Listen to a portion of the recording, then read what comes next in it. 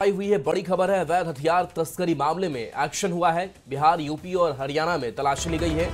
बिहार में पटना, नालंदा सहित 7 जगह पर छापेमारी हुई है। हथियार के साथ 1 करोड़ से अधिक कैश जब्त किया गया है।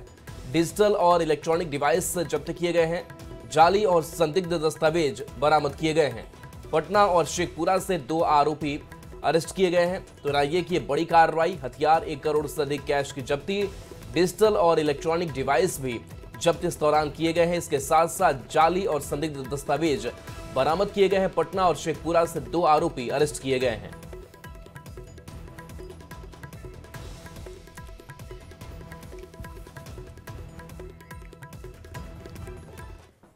इसी बीच देखिए, पटना से एक और बड़ी खबर आ रही है, जहां सोशल मीडिया का दुरुपयोग मामला सामने आया है। दुरुपयोग पर ईओयू करेगी अब कार्रवाई। ईओयू की तरफ से अब गिरफ्तारी की तैयारी है। ईओयू ने एसपी को पत्र लिखा और 1 अप्रैल से 11 नवंबर तक 584 मामले का निपटारा होगा।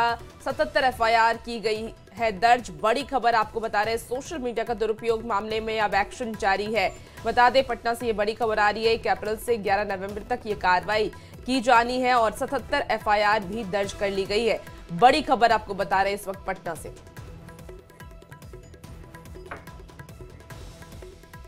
और इस बीच पटना से एक और बड़ी खबर, जहां एयरपोर्ट पर फर्जी सीबीआई अधिकारी गिरफ्तार किया गया है। 2 फर्जी आईडी इसके पास से बरामद किया गया है। सीआईएसएफ पे पकड़कर इसे पटना पुलिस को सौंपा है। पटना से दिल्ली यह आरोपी जा रहा था। गिरफ्तार आरोपी से पूछताछ जारी है। तो एयरपोर्ट पर सीआईएसएफ ने यह कार्रवाई की है, उसे पकड़ा गया है। आरोपी के पास से 2 फर्जी आईडी बरामद किया गया है। सीआईएसएफ ने पटना पुलिस को अब इसे सौंप दिया है। पूछताछ जारी है।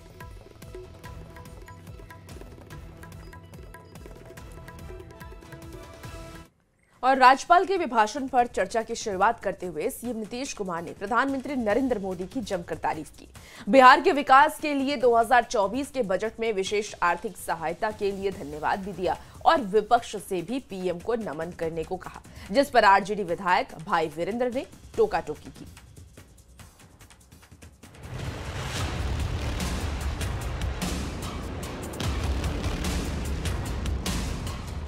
गुरुवार को बिहार विधानमंडल में राज्यपाल के अभिभाषण पर चर्चा हुई। चर्चा की शुरुआत करते हुए सीएम नीतीश कुमार ने विकास कार्यों में केंद्र सरकार के सहयोग का जिक्र किया। बिहार के विकास के लिए 2024 के बजट में विशेष आर्थिक सहायता के लिए प्रधानमंत्री को धन्यवाद भी दिया।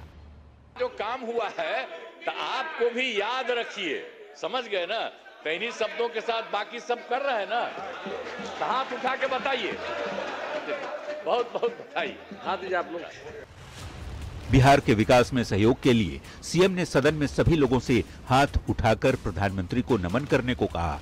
सत्ता पक्ष के विधायकों ने तो हाथ उठाकर अभिवादन किया, लेकिन विपक्ष के लोग शांत बैठे रहे। तब सीएम ने विपक्षी विधायकों से भी ये कहते हुए हाथ उठाने को कहा कि बिहार के विकास से तो सबको फायदा है। आप लोग काहे नहीं करते है?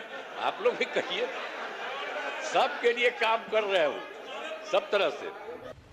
लेकिन पीएम की तारीफ पर आरजेडी विधायक भाई वीरेंद्र ने टोका टोकी शुरू कर दी।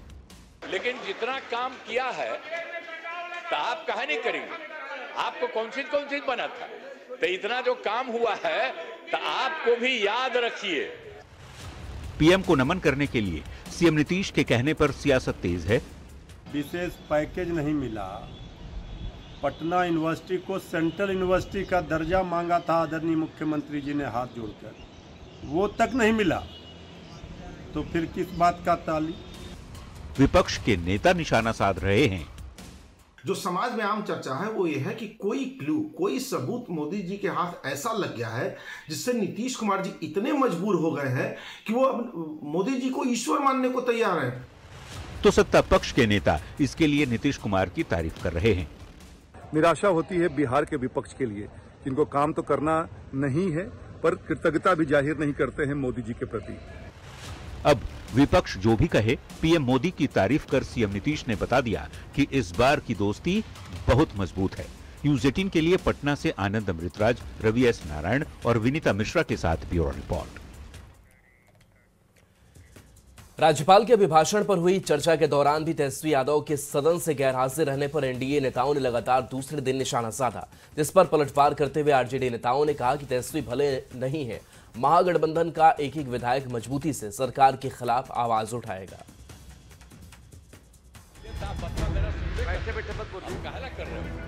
18वीं विधानसभा का पहला सत्र चल रहा है। सत्र के तीसरे दिन यानी बुधवार को राज्यपाल का अभिभाषण हुआ। तेजस्वी यादव सदन में मौजूद नहीं रहे। सत्र के चौथे दिन यानी गुरुवार को राज्यपाल के अभिभाषण पर चर्चा हुई। तेजस्वी यादव ने चौथे दिन भी चर्चा में हिस्सा नहीं लिया, जिस पर एनडीए के नेताओं ने निशाना साधा है। वो गंभीर नहीं है, न कभी गंभीर थे, न गंभीर है, न कभी गंभीर रहेंगे। जेडीयू के श्याम रजक ने सदन की कार्यवाही से तेजस्वी की अनुपस्थिति पर चिंता जताई, तो बीजेपी सांसद गोपाल जी ठाकुर कहते हैं कि आज तक ऐसा नहीं हुआ कि नेता प्रतिपक्ष महामहिम के अभिभाषण के वक्त ना हो। जो नेता प्रतिपक्ष महामहिम के भाषण वक्त न हो, ये पहली घटना है और बिहार के लिए और राजनीतिक पार्टी के लिए ये दुर्भाग्यपूर्ण है। जेडीयू के श्रवण कुमार ने कहा, नेता प्रतिपक्ष चुनाव नतीजों से हताश हैं, इसलिए सदन नहीं आ रहे। उन पर भरोसा बिहार की जनता ने नहीं किया तो थोड़ा निराश हैं। तो जेडीयू सांसद रामप्रीत मंडल का कहना है कि उन्हें जनता से कोई मतलब नहीं। अभी ये मैच्योर है, ये दिल्ली में भ्रमण कर रहे हैं, उनको जनता से कोई मतलब नहीं है। तेजस्वी यादव के सदन की कार्यवाही से गैर हाजिर रहने पर एनडीए की ओर से किए जा रहे वार पर आरजेडी नेता रणविजय साहू ने पलटवार किया। रणविजय ने कहा, नेता प्रतिपक्ष भले ना हो, पर उनका एक एक सिपाही मजबूती से सदन में खड़ा है। नहीं, निश्चित रूप से माननीय नेता प्रतिपक्ष किसी जरूरी काम से बाहर हैं, लेकिन उनका एक एक कार्यकर्ता, एक एक सिपाही सदन के अंदर है और सरकार को जवाब देने के लिए काफी है। 18वीं विधानसभा का पहला सत्र महज 5 दिनों का है। शुक्रवार को सत्र समाप्त भी हो रहा है, लेकिन इतने छोटे सत्र में भी ज्यादातर दिनों तक नेता प्रतिपक्ष गैर हाजिर रहे, जिसे लेकर बिहार की सियासत में वार पलटवार तेज है। वैसे खबर है कि तेजस्वी यादव परिवार के साथ विदेश घूमने गए हैं। Bureau report, news 18। मिजोरम के पूर्व राज्यपाल स्वराज कौशल के निधन पर सीएम नीतीश कुमार ने अब देखिए दुख जताया है। उन्होंने एक्स पर पोस्ट कर लिखा कि स्वराज कौशल जी का निधन अत्यंत दुखद है। सीएम ने उन्हें श्रद्धांजलि भी दी। और ये बता दें आपको कि स्वराज कौशल पूर्व विदेश मंत्री दिवंगत सुषमा स्वराज के पति थे। तो ये पोस्ट एक्स पर किया गया है सीएम नीतीश कुमार की तरफ से, जहां मिजोरम के पूर्व राज्यपाल स्वराज कौशल का निधन हो गया और उनके निधन के बाद सीएम नीतीश कुमार ने एक्स पर पोस्ट कर दुख जताया है। स्वराज कौशल जी का निधन अत्यंत दुखद था। सीएम नीतीश कुमार ने ये विनम्र श्रद्धांजलि एक्स के माध्यम से अर्पित की है।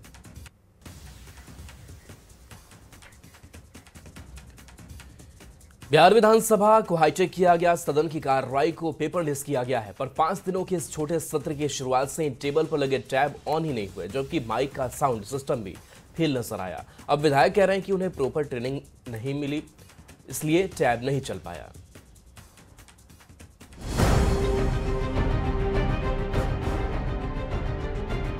मैं सदन को यह औपचारिक सूचना देना चाहता हूं।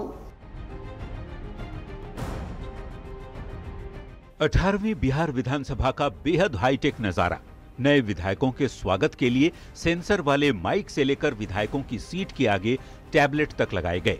नेशनल ई विधानसभा ऐप के प्रोजेक्ट के तहत असेंबली को हाईटेक स्वरूप दिया गया, पर नई विधानसभा के लिए चुनकर आए विधायकों के लिए जो हाईटेक व्यवस्था की गई वो सदन में फेल नजर आया। न टैबलेट ऑन हो पाया, न ही टेबल पर लगी माइक। बुधवार को राज्यपाल आरिफ मोहम्मद खान अभिभाषण देने पहुंचे तो माइक सिस्टम फेल हो गया। वैसे जिन टैबलेट की बड़ी चर्चा है और जिस पेपरलेस सिस्टम की बात हो रही है, जानकारी के मुताबिक वो टैब पिछले 3 दिन से ऑन ही नहीं हुए। विधानसभा की पूरी कार्यवाही पहले की तरह कागजी हुई। अब हाईटेक विधानसभा में चुनकर आए माननीय सदस्य कह रहे हैं कि चूंकि उन्हें टैब चलाने की प्रॉपर ट्रेनिंग नहीं मिली, इसलिए टैब का उपयोग नहीं कर पाए। तो डिजिटल हुआ है विधानसभा, सभी एमएलए को ट्रेनिंग के लिए भी माननीय उप मुख्यमंत्री जी ने, सम्राट चौधरी जी ने आज कहा है, तो उनको ट्रेनिंग भी होगी और अगले सत्र से वो विधिवत टैब जो है काम करने लगे। है कि कोई 1 घंटे 2 घंटे का कुछ क्लास होगा, लोग बताएंगे कि क्या करना है, फिर हम लोग उसको देख के आगे काम करेंगे। अभी तक तो काम उसका शुरू नहीं हुआ है, उसकी ट्रेनिंग कराई जानी चाहिए। अधिकांश विधायक लोग इन चीज़ों की ट्रेन नहीं है। मोबाइल चलाना अलग बात है, लेकिन वहाँ टैबलेट को इस्तेमाल करने के लिए उनकी ट्रेनिंग होनी चाहिए। बिहार सरकार के मंत्री श्रवण कुमार भी कहते हैं कि नई टैब और माइक की जांच होगी, विधायकों को ट्रेनिंग दी जाएगी, तब सब कुछ ठीक हो जाएगा। काम कर रहा है नहीं, अभी हम लोगों ने चेक नहीं किया है, और अगर ट्रेनिंग होगी तो सब कुछ की समीक्षा होगी, सब कुछ की जानकारी मिलेगी। और जब खराब रहेंगे तो बदले जाएंगे, अच्छा रहेगा तो चलेगा। बिहार विधानसभा को पेपरलेस किया गया इस सुविधा के लिए, ताकि विधायकों को सदन की कार्यवाही में आसानी हो, पर ये प्रयास फिलहाल कागजी साबित हुआ। उम्मीद है सरकार जल्द विधायकों को ट्रेनिंग देकर सदन की डिजिटल बाधा को दूर करेगी। न्यूज 18 के लिए पटना से रवि एस नारायण, आनंद अमृतराज और शैलेंद्र कुमार की रिपोर्ट।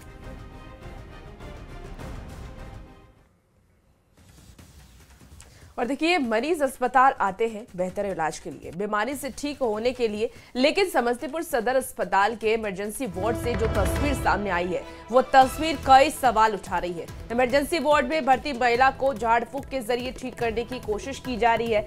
कल्याणपुर के चक दौलत गांव की रहने वाली फूल कुमारी को पेट में दर्द की शिकायत थी। सदर अस्पताल में इमरजेंसी वार्ड में उसका इलाज चल रहा था, लेकिन अंधविश्वास के फेर में फंसे परिजनों ने केशवपट्टी से भगत को बुलाया और तंत्र मंत्र के जरिए उसे ठीक करवाने की कोशिश की। करीब 45 मिनट तक इमरजेंसी वार्ड में ही अंधविश्वास का ये खेल चलता रहा, लेकिन इसे रोकने वाला कोई नहीं है। ये तस्वीर भी आपको दिखा रहे हैं, देखिए किस तरीके से झाड़ फूक किया जा रहा है। ये अंधविश्वास पे जो लोगों का विश्वास है, वो इस वक्त दिख रहा है कि इमरजेंसी वार्ड में भगत को बुलाया जाता है और झाड़ फूक करने से मरीज को ठीक करने की कोशिश की जाती है। लेकिन अस्पताल प्रबंधन पर भी सवाल ये उठ रहे हैं कि आखिर वहां पर कोई अटेंडेंट क्यों नहीं था, अस्पताल के कोई कर्मी नजर नहीं आ रहे।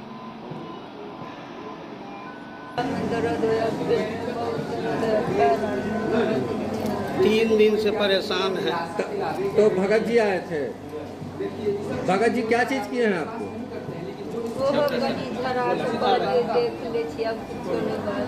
भगत जी को कहाँ से बुलवाएं? अपने घर से जो है से हम कहकर थोड़ा चेक करके देख लो, इतना दवाई कराने के बाद जब नहीं ठीक हुआ तो भगत जी क्या दावा किए हैं?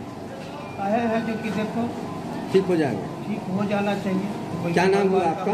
बीमारी कौन सा ये तो हमको पता नहीं है, बस हम इनको देखने के लिए आए हैं। हमको जिस स्तर से देखना था देख लिया, इनका मन शांत हो गया है। अब हो सकता है माता गहिल का कृपा होगा तो आधा घंटा में एकदम चलने बुलने लगेंगे एकदम। क्या परेशानी था इनको? स्वास्थ्य सदर अस्पताल में आपको किसने परमिशन दिया झाड़ फूक करने का? देखिए, हमको परमिशन कोई व्यक्ति नहीं दिए, ठीक है, हम नहीं लिए हैं। मतलब ये बुलाए ना हमको, हम गलती किए, मान के चलिए हम किसी व्यक्ति से नहीं पूछे।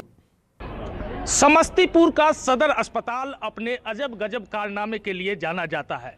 कभी समस्तीपुर सदर अस्पताल के पोस्टमार्टम हाउस पर मुर्दे को जिंदा किया जाने का प्रयास भगत के द्वारा होता है, तो अब ताज़ा मामला सदर अस्पताल के इमरजेंसी वार्ड से जुड़ा हुआ है, जहां एक बीमार मरीज को भगत झाड़ फूक करके उसे स्वस्थ करने का प्रयास कर रहा था।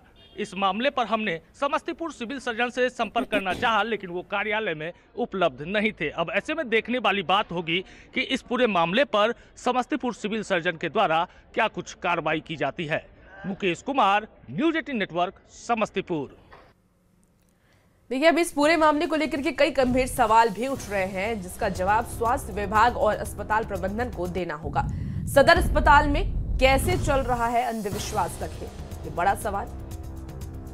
भगत को झाड़ फूक से किसी ने क्यों नहीं रोका, तो न्यूज 18 के माध्यम से ये तमाम सवाल पूछे जा रहे हैं। इमरजेंसी वार्ड में क्या गार्ड नहीं थे? मरीजों के सामने कैसे चला झाड़ फूक का खेल?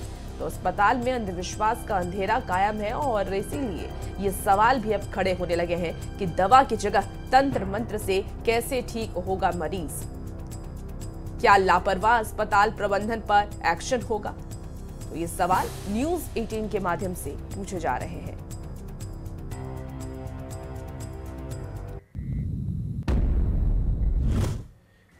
मुजफ्फरपुर रेल एसपी ने हाजीपुर स्टेशन से 2 महीने पहले एक मासूम बच्चे के हुए अपहरण का खुलासा कर दिया है। घटना के 2 महीने बाद पुलिस ने मासूम का सुरक्षित रेस्क्यू कर लिया है। साथ ही अपहरण कांड में शामिल 3 महिला समेत 6 लोगों को गिरफ्तार भी कर लिया है।